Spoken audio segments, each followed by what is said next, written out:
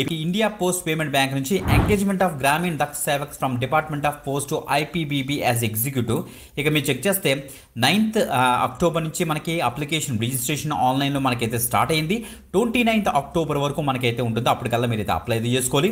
Last date of print చూస్తే మనకైతే 13th November అయితే మనకైతే ఇచ్చారు. మీరు ఇక్కడ చెక్ చేసుకోండి 29th అనేసి. Okay, click here for new registration మీకు ఇచ్చేస్తారు. తర్వాత ఈ డీటెయిల్స్ అని కూడా ప్రాపర్గా ఫిల్ చేస్తారు. మీ basic information, photo, signature details, review and upload payment చేసి మీరైతే సబ్మిట్ అయితే చేసుకోవాల్సి వస్తుంది. ఇప్పుడు మనం యాక్చువల్ ఈ యొక్క నోటిఫికేషన్ మనం ఎక్స్ప్లోర్ చేద్దాం చూడండి ఒకసారి.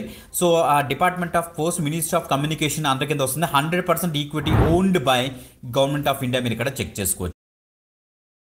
ఇక చూడండి మనకి ఎగ్జిక్యూటివ్ రోల్స్కి ప్రెసెంట్ 348 వేకెన్సీస్ తోటి ఈ యొక్క నోటిఫికేషన్ రిలీజ్ చేశారు. GDS engaged with department of post as on 1st August 2025 అని కూడా మెన్షన్ చేశారు. ఇంకా ప్లేస్ ఆఫ్ పోస్టింగ్ చూస్తే మనకి ఆంధ్రప్రదేశ్ ఉంది, అంటే ఆంధ్రప్రదేశ్ స్టేట్కి సంబంధించి. సో టోటల్గా 8 వేకెన్సీస్ అయితే ఉన్నాయి. అలాగే డిఫరెంట్ స్టేట్కి సంబంధించి మనకైతే నోటిఫికేషన్స్ అయితే మనకి ఇక్కడ చూడొచ్చు వేకెన్సీస్. ఇంకా తెలంగాణకు వచ్చేటప్పుడు మనకైతే 9 వేకెన్సీస్ అయితే ఉన్నాయి.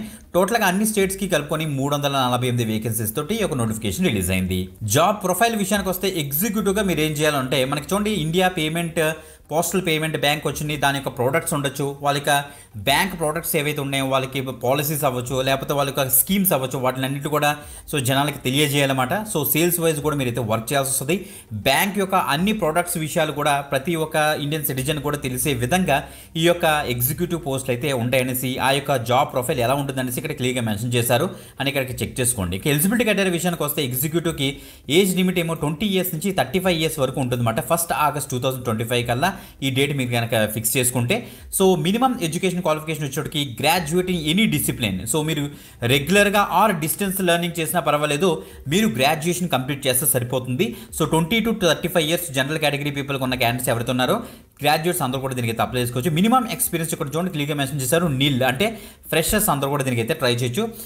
ఒకవేళ కెరీర్ గ్యాప్ ఉన్నా నో ప్రాబ్లమ్ ఎట్ ఆల్, ఎందుకంటే ఎక్స్పీరియన్స్ ఏం అడగట్లేదు కాబట్టి. ఇంపార్టెంట్ నోటీస్ చూడండి, దాని applicant should have no vigilance, అంటే సో ఎలాంటి అన్నెసరీ కేసులు లేకుండా ఉంటే చాలట. ఓకే, పేమెంట్ అండ్ ఎలివెన్సెస్ విషయానికి వస్తే చూడండి ఒకసారి ఇక్కడ the bank shall pay the lump sum amount of 30,000 per month మనకైతే inclusive of statutory deductions and contributions as per the GDS engage to IPPB as executive mention చేశారు. 30,000 per month మనకైతే వస్తుంది, క్లియర్గా మెన్షన్ చేశారు. ఇక టెన్యూర్ ఆఫ్ ఎంగేజ్మెంట్ గైస్, ఇది full time permanent job updates అయితే కాదు గైస్. బట్ ద థింగ్ ఏంటంటే ఇది కొద్దిగా మంచి అప్డేట్. ఎలా చూడండి, ఫస్ట్ మనకైతే టెన్యూరింగ్ ఎంగేజ్మెంట్ ఫస్ట్ 1 year అయితే మనకి ఇస్తారు. తర్వాత ఇక్కడ చూడండి year to year మనకైతే బేసిస్ మనకి ఇంకొక పీరియడ్ ఆఫ్ 2 years, అంటే ఎక్స్ట్రాగా ఇంకో 2 years కూడా మనకైతే ప్రాపర్గా మనకైతే ఎక్స్టెన్షన్ కూడా అవుతుంది అనమాట. అంటే టోటల్గా చూస్తే 3 years అని ఇక్కడే కనిపిస్తుంది. బేస్డ్ ఆన్ యువర్ పెర్ఫార్మెన్స్ మనకి ఇక్కడ చూసి అండ్ రిక్వైర్మెంట్ బేస్ చేసుకుని, ఆ యొక్క బ్యాంక్ యొక్క నీడ్ బేస్ చేసుకుని దాన్ని ఇంకా ఎక్స్టెండ్ చేసే ఛాన్స్ అయితే ఉంది. అండ్ ఇంకో విషయం ఏంటంటే ఇది పర్మనెంట్ చేసే కూడా ఛాన్స్ ఉంది. బట్ థింక్ ఏంటంటే అది గవర్నమెంట్ నామ్స్ అనమాట, అది మన చేతిలో ఉండదు. బట్ మినిమం మనకైతే 3 years అయితే జాబ్ అయితే ఉంటుంది. ఓకే, సెలక్షన్ ప్రాసెస్ చూస్తే మనకి ఏమి ఎగ్జామినేషన్ ఏమి ఉండదు గైస్. మీకు కరెక్ట్గా చూస్తే మీకు గ్రాడ్యుయేషన్ వచ్చిన మార్క్స్ బేస్ చేసుకున్న వాళ్ళైతే మెరిట్ లిస్ట్ తీస్తారన్నమాట. ఆ మెరిట్ లిస్ట్ తీసి మిమ్మల్ని అయితే సెలక్షన్ చేస్తారు. బట్ ద థింగ్ ఏంటంటే ఒకవేళ కనుక ఎక్కువ మంది అప్లై చేస్తారనుకోండి, ఆన్లైన్ టెస్ట్ పెట్టే ఛాన్స్ అయితే ఉందనేసి, అది కూడా బ్యాంక్ సంబంధించి వాళ్ళు డెసిషన్ తీసుకుంటారనేసి ఇక్కడ ఇచ్చారు, చెక్ చేసుకోండి. ఓకే, సో ఇది మాత్రం గమనించండి. మీరు గ్రాడ్యుయేషన్ కంప్లీట్ చేసి ఉండి మీరు ప్రాపర్గా అప్లై చేసుకుంటే సరిపోతుంది. ఇంకా అప్లికేషన్ ఫీజు విషయానికి వస్తే 750 rupees అయితే ఛార్జ్ చేస్తున్నారు. The candidate should ensure the eligibility before the fee and application. The application ఇక్కడ చూడండి మనకి ఇచ్చారు, once paid will not be avail to withdraw అని కూడా మెన్షన్ చేశారు. Fee once not be refunded అని కూడా మెన్షన్ చేశారు. సో 750 rupees వీలైతే ఛార్జ్ చేస్తారన్నమాట, మీరు ఇక్కడ చెక్ చేసుకోవచ్చు. ఓకే, ఇంకా లీవ్స్ అంటే as per the government norms GDS base చేసుకుని, జీడీఎస్ నామ్స్ ఉంటాయి కదా, గ్రామీణ దక్ష సేవక్ నామ్స్ బేస్ చేసుకుని మీకైతే లీవ్స్ అని ఉంటాయి. అదర్ టర్మ్స్ అండ్ కండిషన్స్ కూడా మీరు ఇక్కడ చెక్ చేసుకోండి. ఇంకెలా కిందకు వచ్చేస్తే మనకి జనరల్ ఇన్ఫర్మేషన్ అంతా ప్రాపర్గా ఇచ్చారు. టోటల్గా 18 పేజీలతోటి ఈ యొక్క పీడిఎఫ్ అయితే మనకైతే లాంచ్ చేస్తుంది కాబట్టి మనం అక్కడ నుంచి అయితే చెక్ చేసుకోండి.